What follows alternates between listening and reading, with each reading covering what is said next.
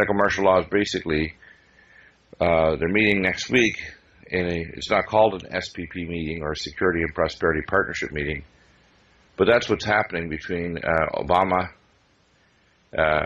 Harper of Canada, and Calderon of Mexico are meeting.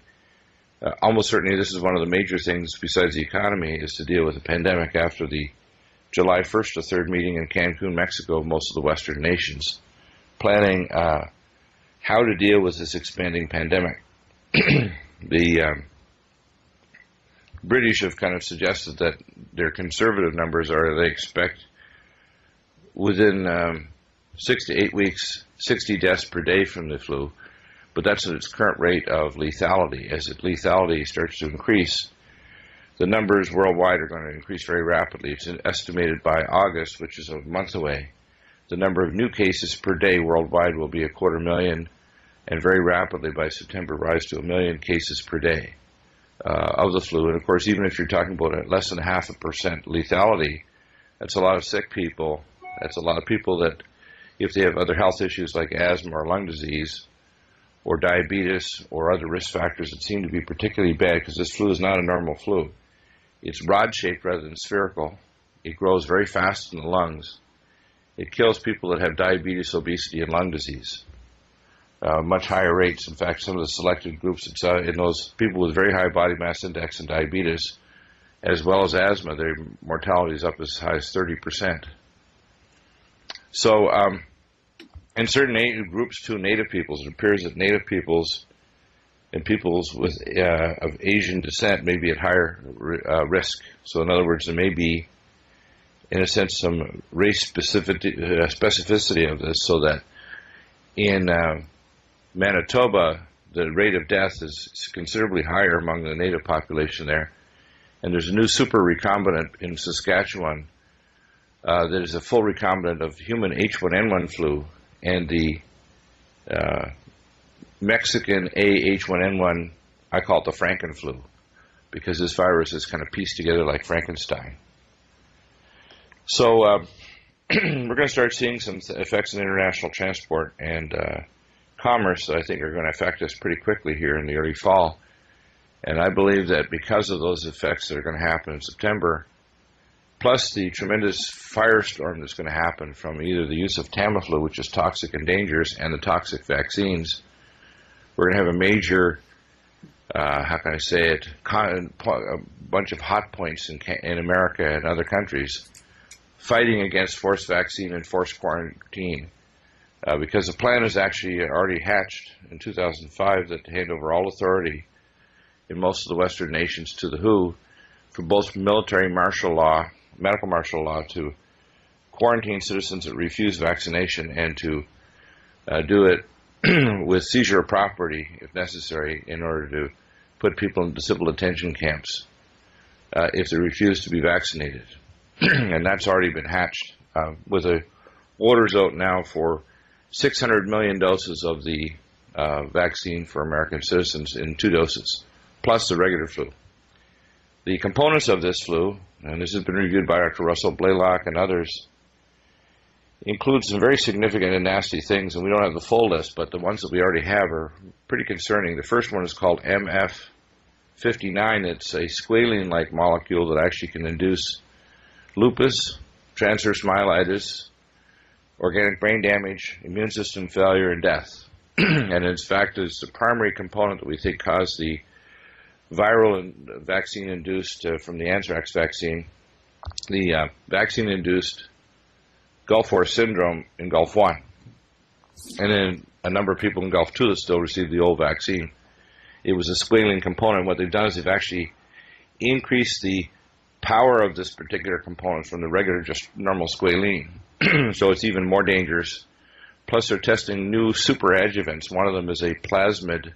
One of the companies, I believe it's Aventis, is testing a component that can actually has a plasmid or some genetic material from rabies and an envelope around it as part of the immune amplification system. Plus other components that cross the blood-brain barrier that can cause upregulation of inflammatory pathways in the brain and cause very serious brain damage. And that's also been reviewed by Dr. Blaylock. So that's why if they can hear from a number of voices, they realize that we are in the process working as a member of jurisdictionary, which is a kind of a legal militia. We are trying to file in every state and also file in provinces in Canada and other countries in Europe.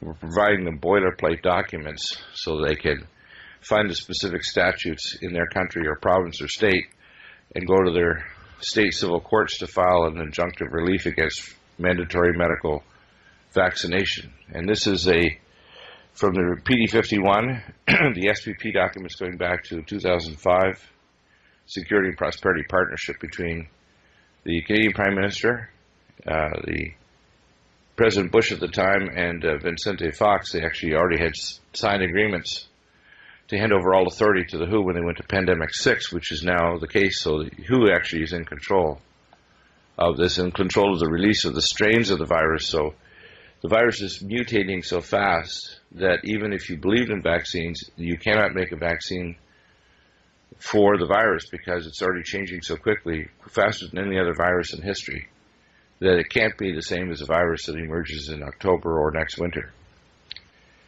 So it's a very big issue. So I believe that the economy issue is going to continue grinding down with higher unemployment rates and more issues. But there's a couple of the thing that's going to kind of overtake all of these, I believe, is going to be not only this pandemic flu that is going to affect international travel and commerce, but also the world economy. And that's going to kind of take over precedence. Okay, you started off this conversation talking a little bit about what you saw were impending Earth changes. Do you want to talk about that a little bit? Yeah, I can give a few words on that. The first thing that I have is I've been doing not only regular research but also some of my contacts, and it appears that that a couple of major jets that crashed recently, I've got some information and insight as to what may have happened there to cause that. And I don't believe it was a structural or an aircraft failure happened in Air France. What's happening is there is a giant geomagnetic hole that has appeared in the Earth in two major areas. One is between specific latitudes and longitudes from the tip of South Africa all the way to Antarctica in the South Atlantic. And there's another geomagnetic hole that has occurred with by the way, a magnetic reversal has already occurred there. It's not something that may happen. It's already happened near Antarctica in the deep South Atlantic and near the Arctic Ocean, where it's actually North Pole in several major zones that cover hundreds of thousands of square miles. And in the North Atlantic, similarly, there's a geomagnetic hole that appeared.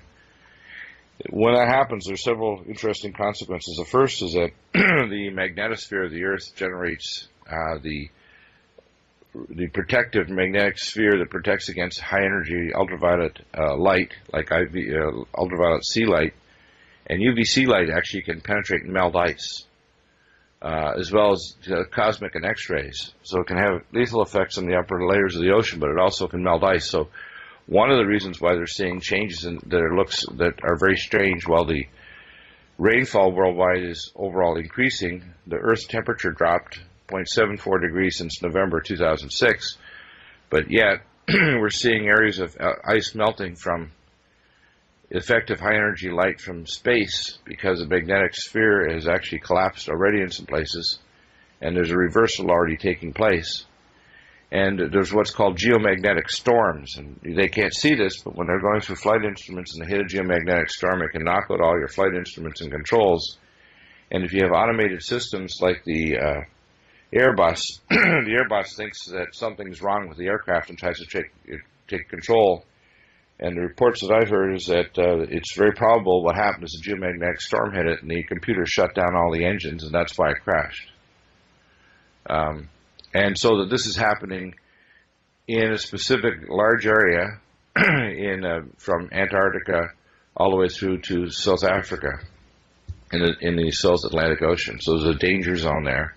There's also a danger zone over the polar flight paths where there's a large geomagnetic hole there that they're aware of as well. That's also tied with increased volcanism at the bottom of the oceans. There's 43,000 mile long kind of serpentine belt in the center of the oceans.